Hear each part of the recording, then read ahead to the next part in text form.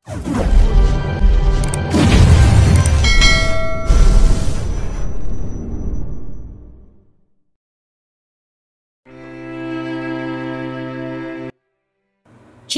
ni Kimberly ang kasunduan at pumirma. Wala naman siyang magagawa na. Ang importante ay magpapanggap lamang sila sa mga panahong nandito si Lola Marta, na madalang naman dahil naglilibot ito sa iba't ibang bansa. Ngiting-ugi ang mag-amo nang pumirma siya sa kasulatan. Ang sarap pag-untugin ng dalawa at mag-uumpisa ka sa ngayon. Sasama kayo sa akin ni Baby Jacob sa farm. Nandun si Lola Marta at naghihintay sa inyo. Wala siyang nagawa kung hindi mag-impake ng ilang araw na gamit upang makasama si Lola Marta. Miss na din naman niya ito, ang presensya ni Luis ang nagpapakulo ng dugo niya. Dumating sila sa farm na binili ni Luis. Unang beses niyang tumuntong dito. Sinalubong kaagad sila ni Lola Marta. Binuhat kaagad nito si Jacob na bungiskis ng makitang matanda.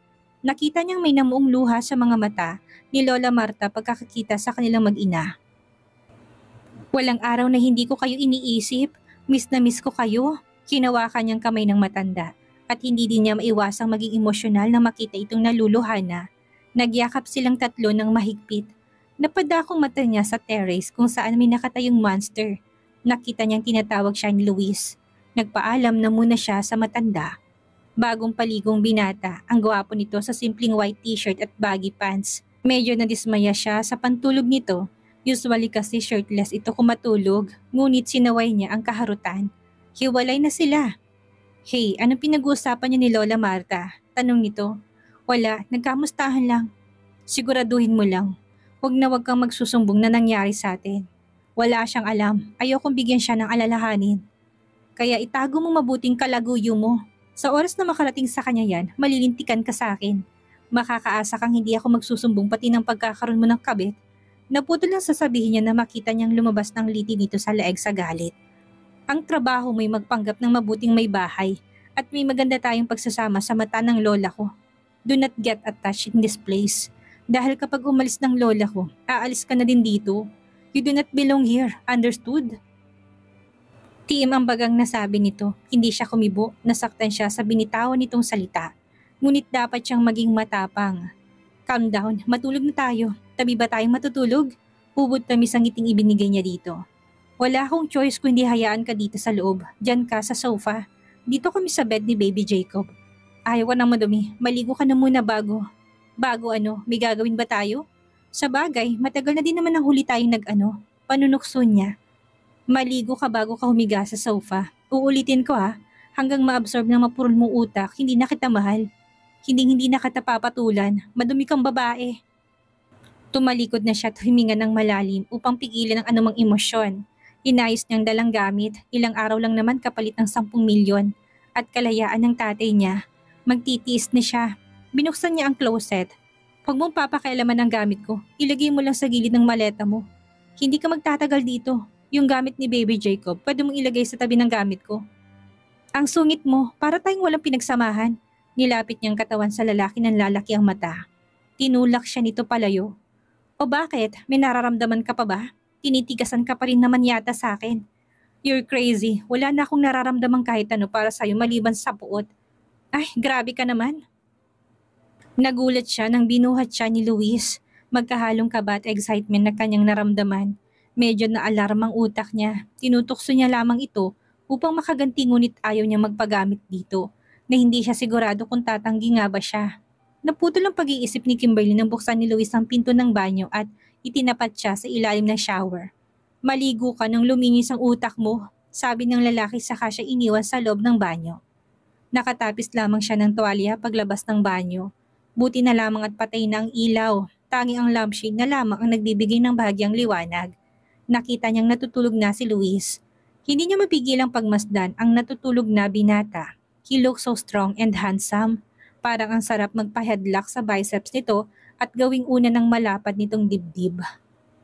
Gusto niya itong makasama at alagaan habang buhay. Agad niyang inawat ang sarili. Hindi sila totoong nagkabalikan. Hindi siya dapat ma-attach ulit at makalimot sa kanilang kasunduan. Narentahan lamang siya nito ulit kagaya noon. Kalkulado ang bawat kilos niya dahil ayaw niyang magising ang binata at magalit sa kanya. Binuksan niyang maleta upang kumuha ng damit. Ngunit ang lahat ng damit ay maiksi. Ang ginaw pa naman, lumapit siya sa cabinet ni Luis. Kumuha siya ng isang white t-shirt. Muntik na siyang atakihin sa puso nang malamang nasa likod na pala niya ang lalaki. Kinuha nitong t-shirt na hawak niya. Ang sabi ko, bawal pakialaman ang gamit ko. Makulit ka din ano? Ang ginaw, wala akong maisuot na damit sa mga dala ko. Maiksi lahat eh. Ang damot mo naman, pahiram lang. Sharing is caring. Well, I don't care kahit manigas ka sa ginaw. Sino nagsabing magdala ka ng maiksing damit? Kung may plano kang akitin ako, kalimutan mo na, okay? Hindi kita papatulan. Hinila niyang makapal na kumot sa higaan ni Luis. Kung ayaw mo kong pahiramin, akin na lang itong kumot mo. Okay, sa'yo itong t-shirt, ibalik mo yung kumot. Inihagis nitong t-shirt sa kanya. Madali ka naman palang kausap eh. Binuksan niyang maleta upang kumuha ng damit panloob. Tumalikod ka't magbibihis ako. As if naman interesado akong makitang katawan mo. Huwag kang feeling maganda. Hurt na naman siya. Alam niyang hindi pa niya na ibabalik ang dating katawan. Pagkatapos magbihis ay padabog siyang bumalik sa mahabang sofa. Kasya naman siya ngunit sadyang malikot siyang matulog kaya ilang beses siyang nahulog. Maaga siyang nagising kinabukasan. Kahit kulang sa tulog, sinilip niyang anak na si Luis at ang himbing ng natutulog. Napangiti siya dahil parehas pang posisyon sa pagtulog ang mag-ama. Ngunit kagad ding napalitan ng kirot sa dibdib. Naalala niyang hindi na sila isang buong pamilya. Naglakad-lakad siya sa malawak na farm, ang daming magagandang bulaklak. Napakasariwa ng hangin. Bumalik din siya sa bahay matapos ang ilang minutong paglalakad. Natanaw niya si Luis na may kausap sa phone. Baka sa beauty kausap nito at nasaktan pa rin siya. Ngunit mas kalmado na siya ngayon. Darating ang araw na magiging okay na siya ng tuluyan. Naghintay na si Lola Marta sa hapagkainan at pinatawag na rin ito si Luis. Tara na at sabay-sabay na tayong kumain. Nga pala Luis, mas maganda kung may family photos or wedding photos dito sa bahay. Hindi ka agad nakasagot ang binata. Yes Lola Marta, maganda pong idea nyo. Magpapalagay po ako. Madaming kwento si Lola Marta habang kumakain sila. Mas napapagmasdan niya ang bahay noong umaga na. Moderno ang design nito at bagong gawa. The small bungalow house was cozy and elegant. Kompletong mga gamit sa loob. Nakatayo ito sa gitna ng malaking lupain. Ang daming puno't halaman sa paligid. Peaceful and quiet. Pero bakit tila nakakabingi ang katahimikan? Lumabas siyang muli. Nasa isang maliit na community sila. Ilang bahay lamang ang kanilang nadadaanan. May nakita siyang mag-asawang masayang nag-uusap sa labas ng bahay. Nasa mahigit 50 marahil ang edad ng dalawa. Dinig niyang nagtatawanan ng mga ito. Magandang araw po, ako po si Kimberly, nakatira po ako sa bagong kulay green na bahay. Ako si Mang Tasyo at ito naman ang aking asawang si Pilar. Bago lang din kami dito, kaka-retire lang naming parehas bilang pulis, anang matandang lalaki. Tara na muna dito sa terrace, halina't magkape, may biskotso ako't kapeng barako. Pinaunlakan niya ang panyaya at interesado siyang alamin ang sekreto na matagal ng pagsasama ng dalawa. Nalulungkot kasi siya kung bakit agad silang nagkahiwalay ni Luis. Totoo bang kasabihan na swertihan ng pag-aasawa? Ilang taon na po kayong mag-asawa, inihain ng matandang babaeng kape at biskwit. Natakam siyang bigla kahit na kakakain pa lamang niya. 3 dekada na kaming nagsasama, sagot na matandang lalaki. Wow, ang tagal na po, may mga anak po ba kayo? Sumagot ang matandang babae. Oo, 4 ang anak namin na pawang nasa syudad. Nagsisipagtrabaho at may sarili ng pamilya. Kaya kami na lamang ang magkasama. Bakas ang lungkot sa boses ng babae. Pumasok sa loob ang matandang lalaki. Sinamantala niya dahil nahihiya siyang madinig nitong kanyang tanong. Aling Mila, ano pong sikreto ng masayang pagsasama niyo ni tatay? Ngumiti ito ng ubod tamis. Palagi niyo lamang pipiliin ang isa't isa araw-araw. Darating ang mga sandaling pakaramdam mo hindi mo na mahal ang asawa mo. Pero magdesisyon kang mahalin pa rin ang iyong kabiyak. Kahit anong mangyari, walang bibitaw. Magpatawad at umunawa hanggang kaya. Napabuntong hininga na lamang siya. Madaling sabihin ngunit ang hirap gawin na patuloy magmahal at magpatawad kapag nasasaktan na. At isa pa, habaan yung pasensya sa isa't isa. Kapag galit ang isa, dapat kalmadong isa at huwag sumabay sa galit. Sabi naman ni Mang Tasyo nang bumalik ito.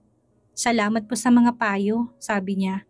Ang hirap sundin, di ba kapag nauubos ka na't nasasaktan, Sa mga nangyayari na para bang mas madali ang sumuko na lamang kaysang lumaban.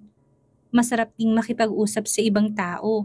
Nagkaroon siya ng bagong mga kaibigan. Tumatagal din ng halos 1 oras silang nagkwentuhan kasama si Mang Tasyo. Dumating ang bunsong anak ni Aling Mila at Mang Tasyo, si Chrysler. Tara dito anak, ipapakilala kita sa magandang kapitbahay natin. Si Kimberly. Kimberly ang bunso kong anak, si Chrysler. Ani Alang Mila. Hello, I'm Chrysler Madigal. Mukhang madadalas ang dalaw ko dito sa bukid. May magandang dilag eh. Anito sabay abot ng kanang kamay. Mabait at kalug ang binata kaya kagad niyang nakapagpalagayan ng loob. Hoy Chrysler, may asawa na si Kimberly. At ikaw babaero. Tumigil ka kung ayaw mong mapaaway sa may-ari ng bagong biling farm sa kabila. Ngumiti lang ang binata sa kanya. Medyo nailang siya sa titig nito. Kaya minabuti niyang magpaalam na at bumalik na sa bahay. Ang ganda ng ngiti mo dahil ba yan sa anak ni Mang Tasyo? Bungad ni Luis na nakatayo sa pinto ng bahay. Mukhang kanina pa ito nagmamasid sa kabilang bahay na pinanggalingan niya. Uy, nagsasalos ka ba? Panunukso niya sabay lapit sa asawang nakasimangot. Bigla nitong hinilang braso niya. Hindi ako nagsaselos. Nabubwisit ako. Nangungulekta ka ba ng lalaki ngayon? Ayoko maging usapan tayo ng mga kapitbahay. Be careful of what you do. Don't you dare do something that will ruin my name again. Ramdam niya ang pagbabanta sa boses ng asawa. Bumangon na naman ang galit niya sa dibdib. Luis, pwede ba bitawan mo ko? Kung ako lang ayaw na kitang makita. Ikaw tong may gusto magpanggap tayo na okay ang lahat. Hinaan mong boses mo. Sinasabi ko lang sa'yo kapag nalaman ni Lola Marta na. Anong dapat kong malaman? Sabi ni Lola Marta mula sa likuran nilang dalawa. Lola Marta, nagbabalak po kaming magka-baby na ulit ni Kimberly. Mabilis na sagot ni Luis sabay akbay sa kanya at halik sa kanyang noo. Niyakap din siya nito. Kay galing tong umarte, agad siyang tumangutanda ng pagsang-ayon. Opo, naisip na po naming panahon na upang subukang magkaanak ulit. Tila may pait siyang nalasahan sa labi ng malalang anak na pumanaw. Dapat ay 6 na buwan na ito ngayon. Tinuturing niya itong anghel na kanilang gabay dito sa lupa.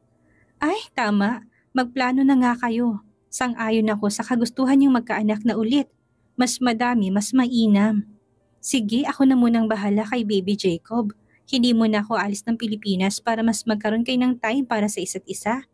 Nagkatingin na silang dalawa ni Luis. Ang mga mata nila ay nagsisisihan. Saka magandang ambience dito sa farm. Payapa tahimik. Dito na muna tayo tumira. Hindi naman ganun kalayo sa kumpanya. Mas bigyan nyo ng oras ang pamilya nyo. Family is everything. Bali walang pera kung sirang relasyon nyo sa loob ng pamilya. Yes, Lola. Susundin po namin ang payo nyo. Inakbayan ulit siya ni Luis. Ang bigat ng braso nito. Umalis muna si Lola Marta at may tinawagan ito sa telepono. Hoy, dahil sa sinabi mo mas magtatagal ang pagpapanggap natin. Gigil na bulong niya kay Luis. Sa tingin mo, gusto ko tang makasama dito sa farm? Iisip ako ng paraan kung paano makakaalis si Lola Marta dito. At ikaw, mag-ingat ka sa mga sasabihin mo nang hindi malaman ng lola ko ang totoong sitwasyon natin. Huwag kang madaldal. Nanlalaki ang matang sabi ng binata. Gising na pala si Baby Jacob at tumakbo palapit sa kanila, kinarga niyang bata at nakakbay pa rin si Luis sa kanya. Tila sila larawan ng masayang pamilya. Bungis-ngis si Baby Jacob. Palagi itong nakangiti. Wait lang at pipicturan ko kayo, sabi ni Lola Marta, na natanaw nilang pabalik na sa loob kaya kailangan maging extra sweet sila kagaya ng dati. Nag-post silang mag-anak para sa picture. Nakayakap sa kanilang dalawa ang anak. Sana ganito na lang sila ulit. Sana totoo na lang nagkabalikan na sila. Sana. Perfect! Anang matanda at nasisiyahang ipinakita sa kanilang mga larawan sa cellphone nito. Naunang pumasok sa loob ng kwarto nila si Luis matapos ang hapunan. Nanood pa sila ng television ni Lola Marta sa living room. Nakatulog na si Jacob kaya kinarga niya ito papasok sa kwarto. Inihiga niya ito sa malambot na kama. May naulinigan siyang kausap ni Luis sa telepono. Baka si Beauty.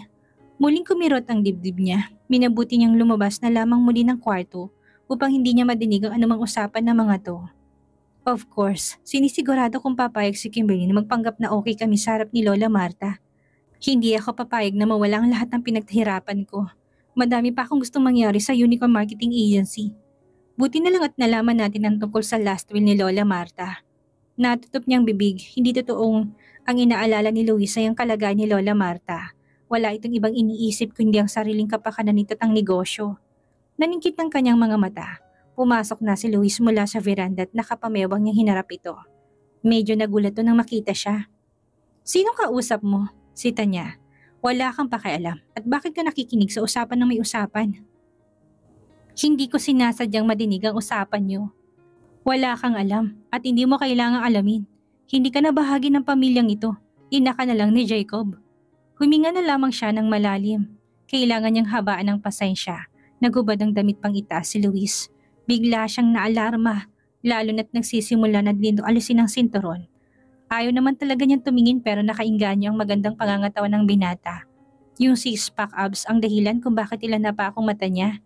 Samahan pa ng broad shoulders and sculpt strong and toned arms. Tila siya naakit. Kumuha to ng bagong damit sa closet. "Anong tinitingin-tingin mo dyan?" Agaw nito sa atensyon niya. "Ha?" Unti-unti siyang lumapit at tila wala sa sariling hinawakan ng abs ng binatang ikinagulat nito. Dahan-dahan niya itong hinaplos na parang piece of art. "Hey, anong ginagawa mo? Tumigil ka nga." "Hindi ko din masisising sino mga babae kung bakit papayag na maging kabit mo." Tila wala sa sariling sabi niya. "Kimberly, wag mo na ulit akong hahawakan." Sabi nito sabay hawi sa kamay niya. "Bakit? Takot ka bang muling manumbalik ang pagkabaliw mo sa akin?" Napuno ng tawa niyang malaking kwarto. Hinawakan nitong baba niya, tinaas ang mukha niya. "In your dreams. Hindi na kita mahal." May sumilay na pilang ngiti sa kanyang mga labi. "Tigilan mo pagtawa. Basta sumunod ka lang sa mga sinasabi ko. Hindi natin dapat bigyan ng sama ng loob si Lola Marta. Kaya dapat nating pagtiisan ng isa't isa." Muling naging seryosong kanilang usapan. "Sinungaling ka. Kaya mo gustong magpanggap na maayos pa rin tayo para sa sariling kapakanan mo. Pwede ba, Kimberly? Ang pinag-interesan ko ay negosyo ng pamilya ko. At hindi ko nga maintindihan nakasulat sa last will na hindi tayo dapat maghiwalay. Teka, hindi kaya inutumod matanda para ilagay sa last will niyang ganong kondisyon?" "Luis, naging mag-asawa tayo. Alam mong hindi ako nagka-interes sa yaman ng pamilya mo." "Kimberly, huwag kang ipokrita. Ginamit mo ang pera ng pamilya ko. Hanggang ngayon nga, saan kayo nakatira ng pamilya mo? Sa bahay na ipinatayo ko. Lahat ng mga kapatid mo akong nagpapaaral. Pati utang ng tatay mo akong nagbayad." Sasampalin niya sana ang lalaki sa panunumbat nito, ngunit nakaiwas ito at hinawakan ng kamay niya. "Huwag na huwag mo kong sasampalin. Wala kang karapatan. At huwag kang mag-inarte dahil may pinirmahan kang kasulatan. At bayad ka sa ginagawa mo kaya sumunod ka sa usapan. Sampalin mo ko kapag may pambayad ka na sa lahat ng nagastos ko sa'yo." Lumabas na si Luis at sinarang pinto ng kanilang kwarto. Nakita niyang umalis ito ng farm. Saan kaya ito pupunta? Delikado at gabi na. Hindi niya maiwasang mag-alala na paupo siya sa kama at humiga na. Ngunit hindi siya dalawin ng antok. 3 oras nang lumilipas ay hindi pa din nakakabalik si Luis. Biglang umilaw ang kanyang cellphone. Kinuha kagad at baka si Luis ang nag-message. Ngunit nasa requested message na naman. Si Beauty ang sender. Pictures ulit nilang dalawa ni Luis na magkasama. Isinara na niya ang mensahe. Kumabog ang dibdib niya. Ngunit pinigil niya sarili. Wala nang sila at wala na rin siyang karapatang magalit o kahit ang masaktan. Umaga na hindi pa rin nakakabalik si Luis. Nasobrahan yata sa pag-e-enjoy. Kumakain sila ng breakfast nila Lola Marta nang humahango si Matias. "Madam Marta at Miss Kimberly, may malaki po tayong problema." "Ha? Bakit, ano nangyari?" Niyaya sila ni Matias sa loob ng bahay at binuksan ang telebisyon. Laman ng balitang pagkamatay ni Beauty Reyes sa isang hotel room at ang kasama nito yung pangunahing suspect na si Aldrin Luis Moya. Nagimbal sila tila nasabugan ng nuclear bomb. Sa labis na gulat, imposibleng pumatay ng tao si Luis. Agad na nagpunta sina Lola Marta, Matias at Kimberly sa presinto, ngunit non-bailable ang kasong murder kaya diretsa sa kulungan si Luis. Pagdampot dito ng mga pulis. Nagsama sila ng magaling na abogado, nakaladkad ng gustong pamilya Moya sa isyong kinasangkutan ni Luis. Pinagpiestahan ito ng media. "Luis, apo ko, ayos ka lang ba? Ano nangyari?" "May kasama akong abogado, tutulungan niya tayong ipanalong kaso." Naiyak na sabi ni Lola Marta. "Lola Marta, hindi akong pumatay. Nakita ko lang si Beauty sa party, nagpahatid siya sa bahay niya. Sinamahan ko lang siya. Pagkatapos nagising na lang ako katabi ang bangkay ni Beauty at may hawak ang kutsilyong ginamit sa pagpatay sa kanya. Lola Marta, maniwala ka sa akin. Luis, positibo ka sa droga ayon sa drug test. Kailan ka pa gumagamit? Sa halip ay sagot ng matanda. Lola Marta, hindi po ko gumagamit ng ipinagbabawal na gamot. Mariing tanggi nito. Luis, wala kang dapat itago sa amin. Mahal ka namin at tutulungan ka namin hanggang kaya namin. Kaya sabihin mong lahat upang malaman ng abogado kung paano kayo pagtatanggol. Ano pong ibig niyo sabihin? Naniniwala kayo na akong pumatay? Hindi kayo naniniwala na inosente ako? Puno ng hinanakit ang tinig nito. Apo, kung damdamin kong papairalin ko, kahit ikaw ang pumatay, itatanggi natin yan upang hindi ka makulong. Sasamahan kita kahit anong mangyari. Pero matibay ang ebidensyang nagtuturo sa'yo. Lola, setup ang nangyari. Malamang nilagyan ng pampatulog at drogang ininom kong alak o juice. Hindi ko na matandaan. Pero never akong gumamit ng pinagbabawal na gamot. Mahihirapan tayong patunayan ang sinasabi mong setup na nangyari. May CCTV at ilang saksing nakakita sa'yo sa pagpasok mo sa bahay ni Beauty. May nakadinig din ng ingay sa loob ng bahay. May relasyon ba kayo ni Beauty? Lola, wala kaming relasyon bukod sa pagiging magkaibigan. Nakikinig lamang siya sa usapan na maglola. Nilingon siya ni Luis. Awang-awa siya sa sinapit nito. Minabuti niyang lumabas na muna upang makapagtapat itong mabuti kay Lola Marta. Sana'y makalabas at makalaya si Luis. Alam niyang hindi nito magagawang pumatay. Sa kaibuturan ng puso niya kahit lahat ng ebidensya ay nagtuturo dito at hindi siya naniniwalang magagawa nitong ganong klase ng krimen. Naging mainit sa media ang pangyayari dahil isang sikat na mamahayag si Beauty. Madami itong kaibigan na naispigyan ng hustisya ang pagkamatay ng dalaga. Bumagsak ng tuluyan ng stock value ng Unicorn Marketing Agency. Madami nagbenta ng shares. Naalarma ang board, nagkaroon ng emergency meeting. Naging abala si Lola Marta upang maisalba ang kumpanya. Dinalaw niya sa bilang buwan si Luis kasama si Baby Jacob. Nagdala din siya ng gamit at pagkain para dito upang mapasaya ito kahit papaano. Kimberly, huling dalaw niyo na sa akin dito. Ayoko makita ni Baby Jacob na nakakulong ang daddy niya. Gagawa ko ng paraan upang makalaya dito dahil wala akong kasalanan. Gusto niyang umiyak sa itsura ng asawa, ngunit alam niyang hindi nito magugustuhan kapag nagpakita siya ng awa. Tumubo ng balbas nito, bumagsak din ang katawan nito at may ilang pasa sa mukha at kamay. Mukhang napapadalas ang away nito sa loob ng kulungan. Kinarga ni Luis ang anak at mahigpit na niyakap at hinalikan. Luis, lakasan mong loob mo.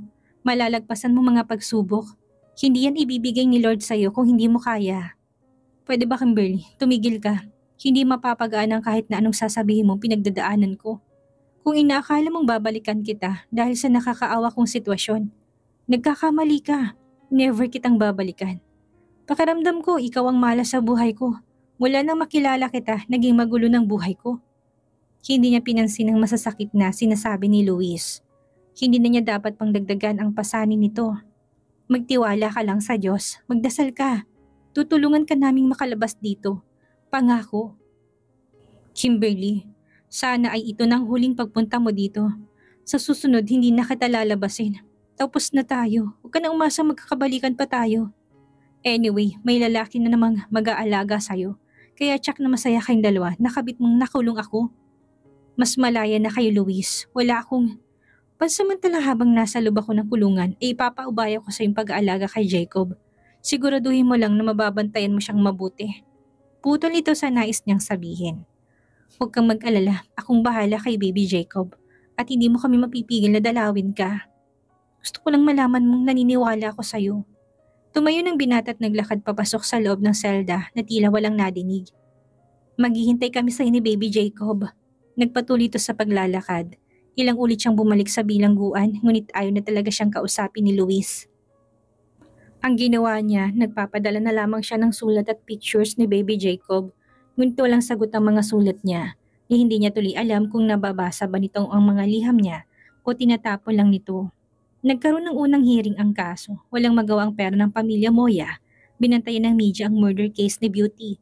Muli niyang natanaw ang asawa makalipas ang halos 3 buwan nitong pagkakakulong. Itinuro pa si Luis ni Jacob, ngunit malayong tingin nito tumiiwas sa kanilang mag-ina. Unang hearing pa lamang ay mahinang depensa nila. Natapos ang hearing ay hindi sila sinulyapan ni Luis. Lumalabas na si Luis ang naghahabol kay Beauty at gustong makipaghiwalay ng babae. Ngunit ayaw pumalig nito kaya nagkaroon ng matinding away ang dalawa at naganap ang pagpatay sa biktima. May mali sa salaysay ng mga saksi na mga kaibigan ni Beauty. Kahit ang screenshots ng usapan ng dalawa hindi siya kumbinsido. Si Beauty ang patay na patay kay Luis noon pa. Ang lumalabas ay si Luis ang obsessed sa babae na iniwan pa silang tunay na pamilya para sa bawal na relasyon nila. Pati buhay nilang mag-asawa ay nakalkal ng todo sa hearing. Nasa sasakyan na sila ni Lola Marta. Kimberly, bakit hindi mo sinabi na nakikipaghiwalay na sa'yo si Luis dahil kay Beauty? So, lumalabas na nagpapanggap na lamang kayo sa harapan ko? Nakayuko siya at nahihiya sa matanda. Ganon na nga po, ayaw po ni Luis na ipaalam po sa inyo. Pero Lola Marta, may mali po sa kwento nila. May natatanggap akong mensahe kay Beauty na may relasyon sila. Ipagpalagi na nating may relasyon nga sila. Pero hindi aabot sa puntong obsessed si Luis at papatay para sa selos. Dahil nakikipaghiwalay na si Beauty. At hindi makikipaghiwalay si Beauty dahil matagal na niyang gusto si Luis noon pa man. Ano ang ibig mong sabihin? Kung ebidensyang pagbabasehan, ang CCTV, screenshots, pictures at fingerprints sa patalim na ginamit sa pagpatay ay si Luis ang tinutukoy na gumawa ng krimen. Pakiramdam ko po ay setup ang nangyari. Hindi nga din ako makapaniwala. Handa ako magbayad ng kahit na magkano, maabswelto lang apo ko. Kaso'y matindi ang pagbabantay ng media. At alam mo bang ang judge ay malapit sa pamilya ni Beauty? Sasabihin ko na din sa iyo na kinasuhan ako ng panunuhol. Nalaki ang mga mata niya sa sinabi ng matanda, ngunit naunawaan niya ito kung bakit gustong iligtas ang kaisa-isang tagapagmana ng mga moya. Ang tanong ko po ay kung sinong nasa likod ng perpektong krimen na ito upang makulong si Luis. Tanong niya, sino nga kaya ang taong nasa likod ng krimen sa pagpatay kay Beauty? Magawa kayang makalabas ni Luis sa kulungan o ito ang karma niya sa masamang pagtrato niya kay Kimberly? Yan ang ating aalamin sa susunod nating kabanata.